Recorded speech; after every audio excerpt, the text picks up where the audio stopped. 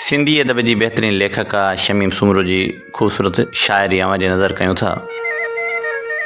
रूह मंझां तूं निकितो नाहीं, अॼु बि मुंहिंजे साह में आहीं। रूह मंझां तूं निकितो नाहीं, अॼु बि मुंहिंजी साह में आहीं।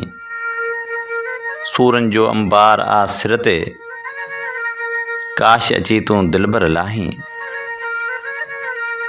माण्हू विसरी वेंदा आहिनि, पर तूं विसरण जहिड़ो नाहीं। तोखे मूं हर पासे ॻोल्हियो,